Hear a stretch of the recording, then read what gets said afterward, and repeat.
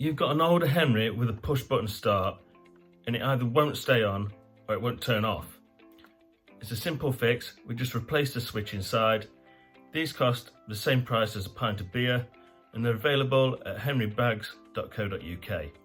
Now let's show you how to fit it. Remove Henry's hat and turn it upside down, placing it inside the base. Now we need to just undo all of the screws on the underside of the hat. Then we need to carefully lift off the base, and inside this is where you will find the switch itself. We're going to remove the old switch and replace it with the new one, putting the wires on it in exactly the same order that you found them.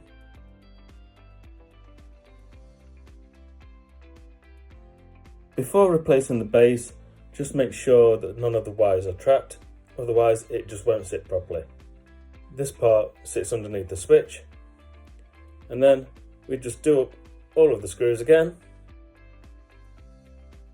and there you have it. If you found this video helpful, please subscribe to my channel as I try and come up with a solution to every Henry problem.